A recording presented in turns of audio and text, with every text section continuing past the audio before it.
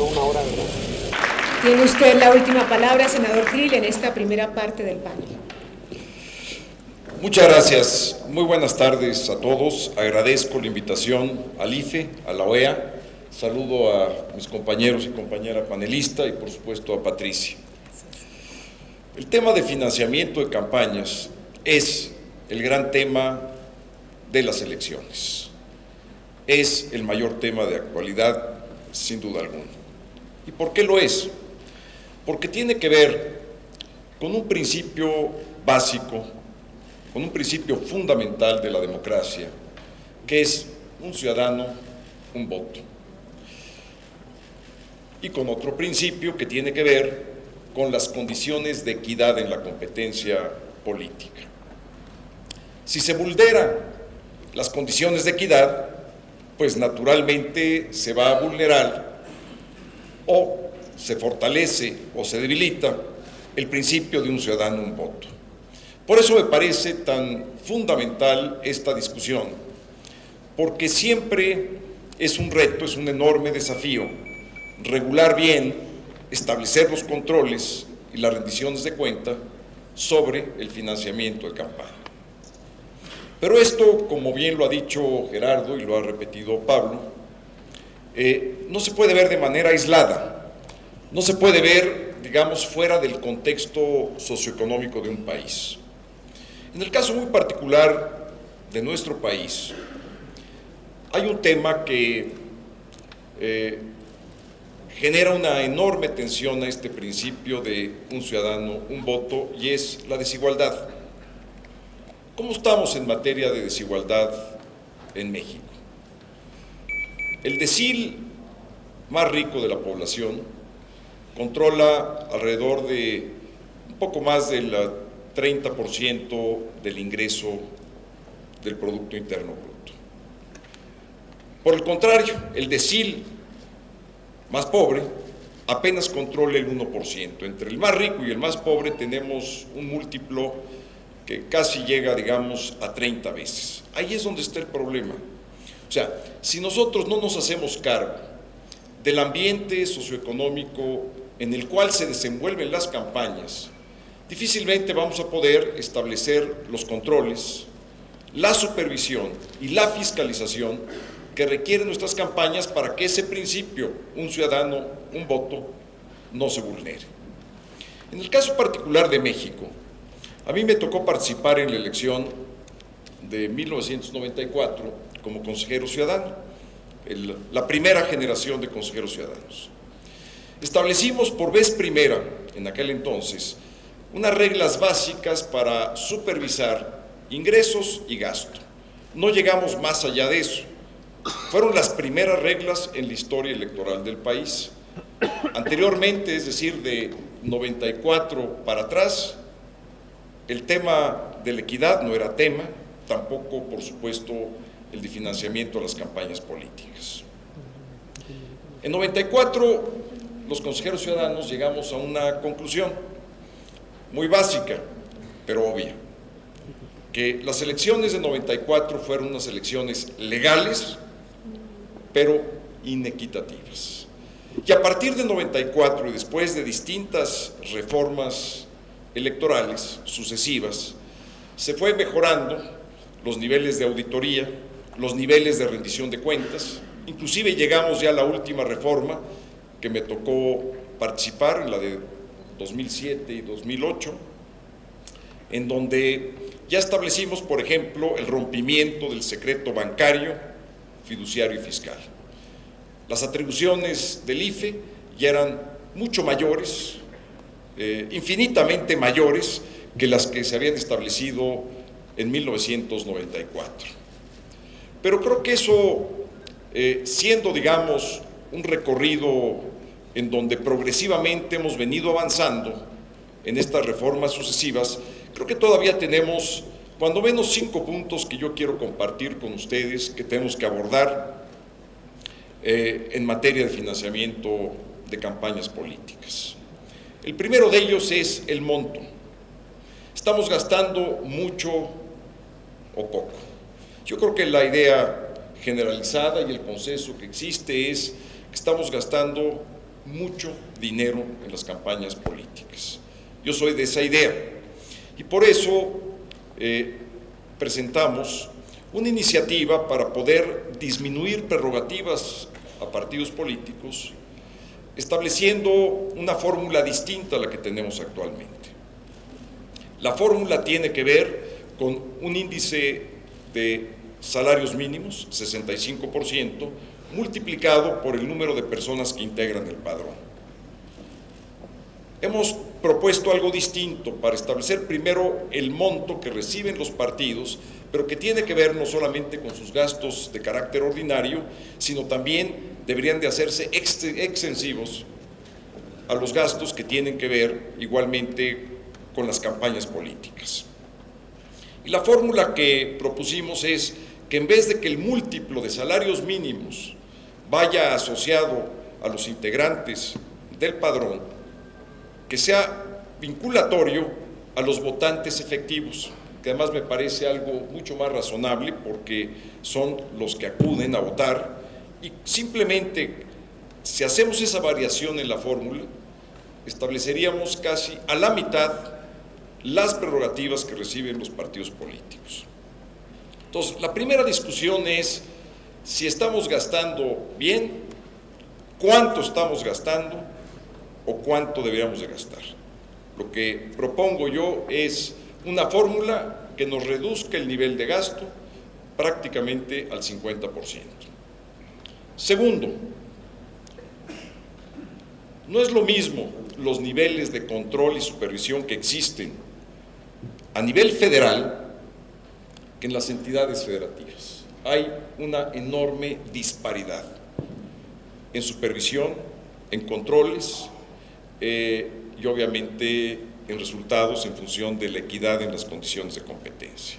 Entonces, ahí tenemos también que hacer un enorme esfuerzo por unificar los criterios y porque las auditorías, la supervisión y los controles tengan un grado de uniformidad en todas las campañas.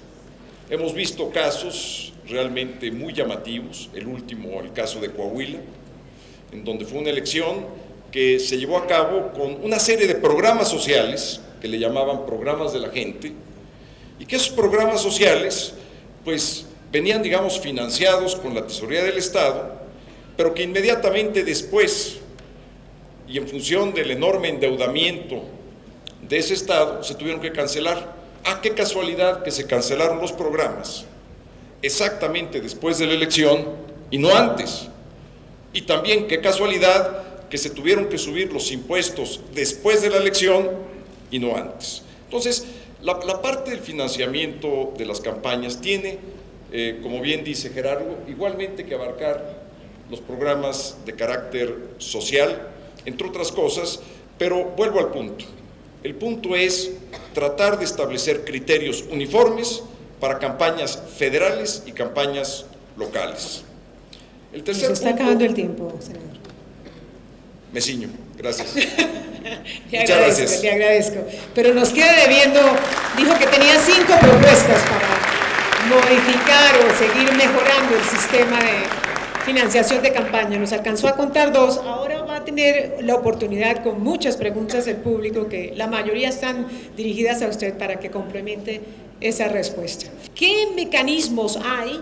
Y le voy a ceder la palabra a usted, al senador, para que las campañas puedan transparentar sus ingresos de una manera simple, que sea abierta, que sea pública, no solamente a las entidades electorales, sino al elector en general.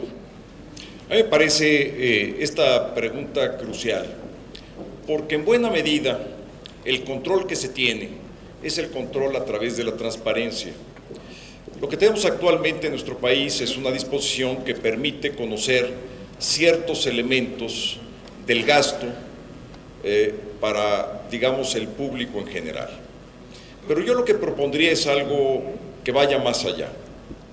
Hoy en día los partidos políticos en México no están sujetos a la ley de transparencia y de acceso a la información gubernamental. Yo no veo por qué no debían de estarlo. Y al contrario, propongo que igualmente que otros organismos de interés público, los partidos políticos se sometan a la Ley de Transparencia y Acceso a la Información Gubernamental. ¿Esto qué hace de diferente? Yo digo muchas cosas. En primer lugar, cualquier ciudadano puede acudir a pedir información a la instancia de transparencia del partido y fundamentalmente información relativa al origen de los recursos y al destino de esos recursos. Y el órgano electoral, en este caso, podría funcionar como un órgano revisor en caso de que el partido político no pusiera a disposición la información. Bueno, pues se recurre, digamos, a la autoridad superior, que es el Instituto Federal Electoral. Pero sí me parece fundamental que los partidos políticos puedan generar un sistema de rendición de cuentas y de transparencia, al igual que cualquier otro organismo o entidad pública, de interés público además, porque, entre otras cuestiones, buena parte de su financiamiento es financiamiento público, es financiamiento que se genera a través del pago de impuestos. ¿Es posible, como en Chile alguna vez se sugirió, crear una cuenta única para que no solamente los fondos públicos, sino las donaciones privadas se concentren en una sola cuenta fácilmente fiscalizable? ¿Que de un mismo fondo salgan dinero para todas las campañas? ¿Es eso posible?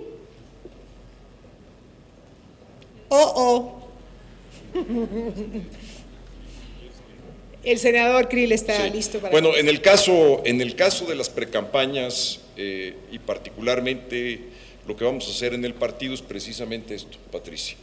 Vamos a establecer una cuenta única de ingreso y gasto, de tal manera que a través de esa cuenta bancaria se tenga que llevar a cabo todo el gasto de la precampaña.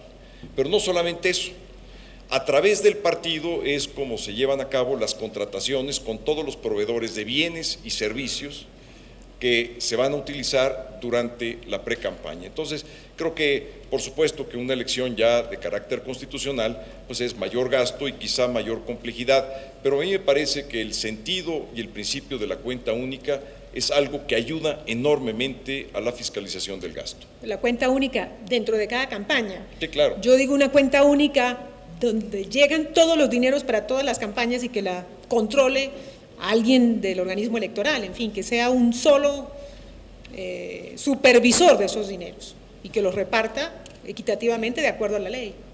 ¿Le gusta esa idea? Se podría, digamos, yo no veo que técnicamente no sea algo que no pueda llevarse a cabo. Yo creo que es algo que puede y que además da sentido, orden, transparencia y supervisión. Bueno, quiero darle cabida a varias de sus preguntas. Para el senador Krill dice, ¿no le parece que el despilfarro de recursos económicos en campañas políticas debiesen ser utilizados en abatir o en combatir la pobreza del campo y del pueblo? Pregunta Alejandro Javier Polo Torres. Bueno, tal y como está puesta la pregunta, la respuesta es sí. O sea, debería de establecerse un orden y una prioridad para hacer el gasto y particularmente el gasto social, pero tenemos que llevar a cabo las elecciones, es una realidad, y esas elecciones tienen un costo, ese costo puede ser alto o bajo, y ahí es donde está la discusión. Lo que sí no puede haber, pues, es elecciones sin gasto. Yo no conozco ninguna.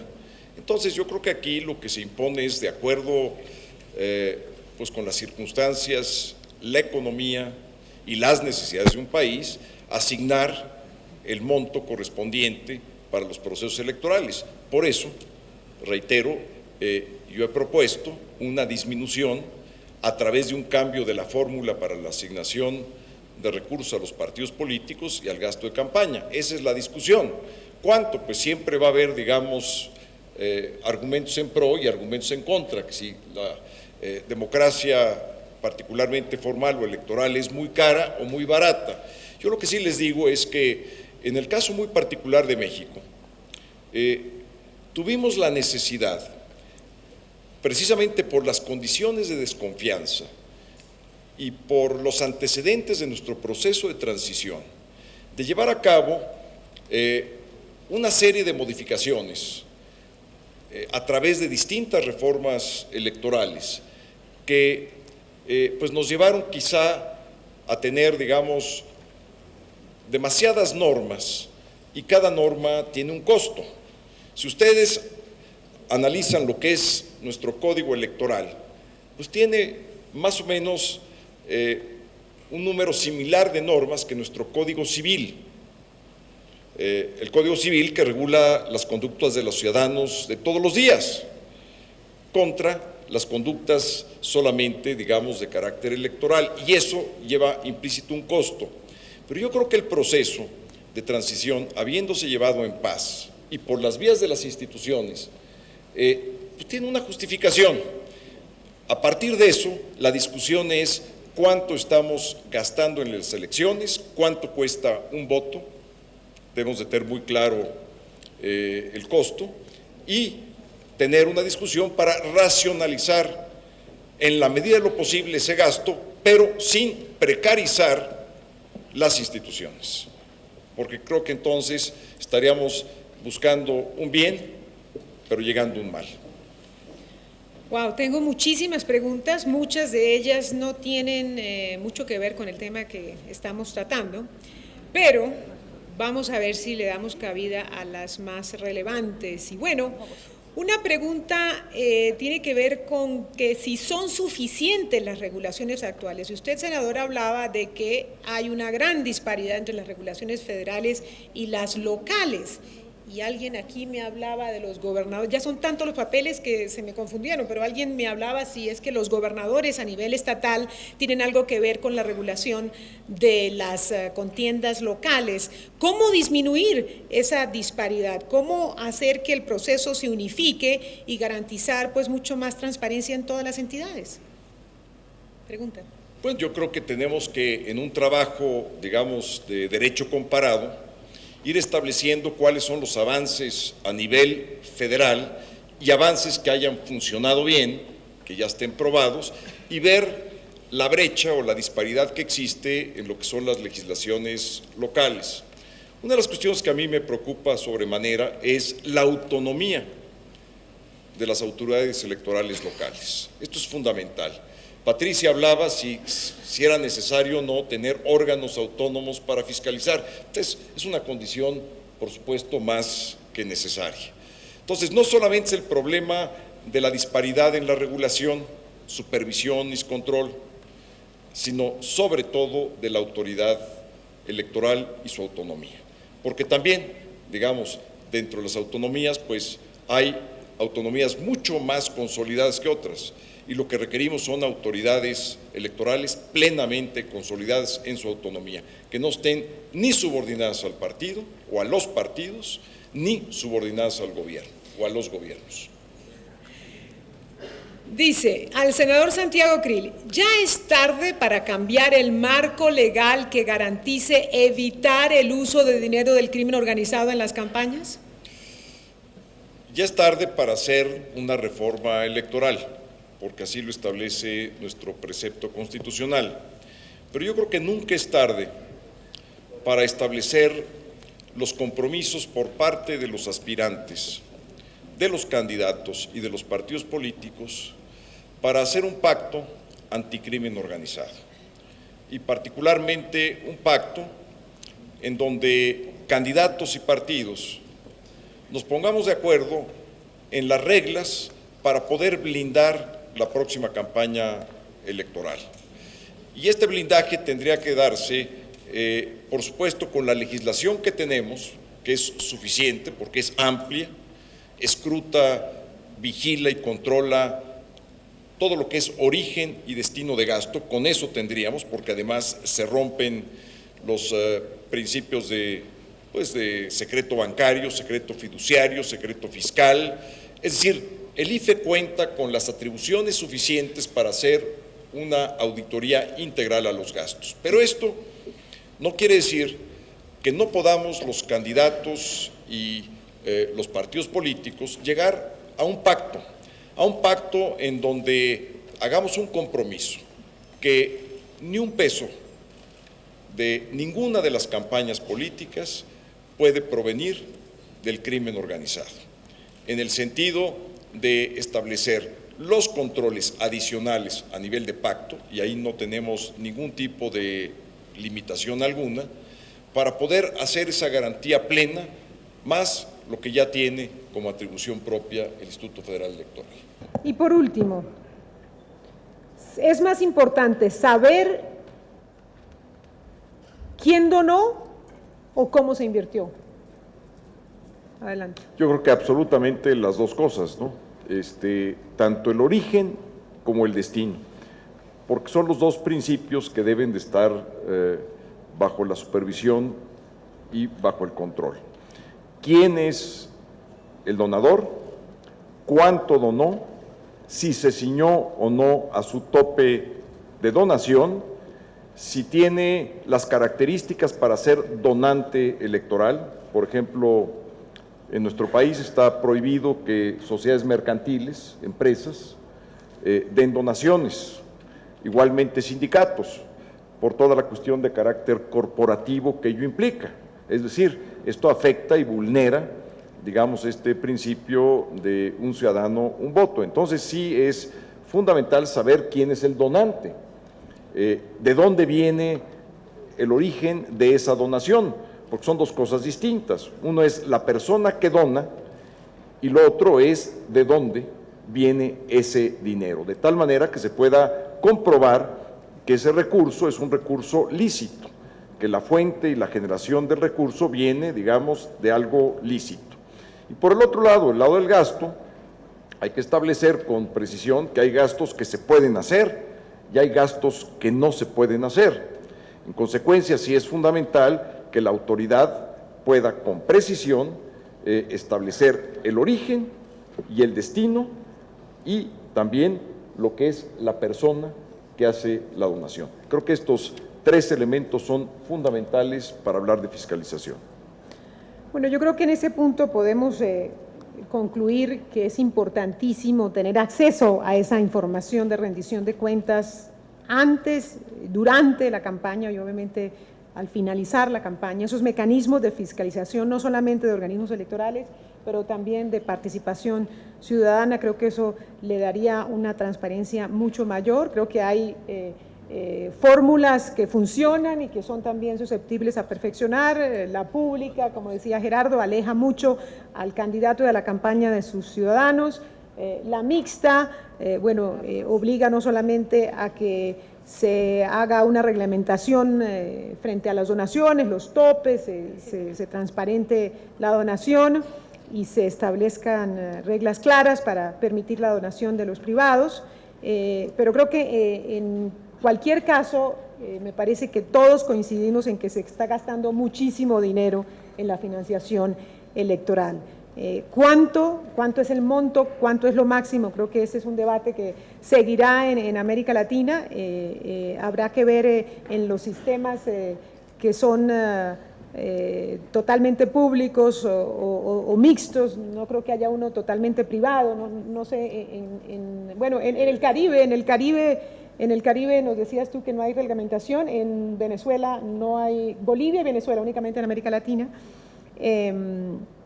donde se cuestiona la autonomía de la autoridad electoral, qué tan ecuánime es esa repartición de fondos, tanto para las campañas oficialistas como para las campañas opositoras, pero bueno, allí en estos casos no hay intervención del Estado.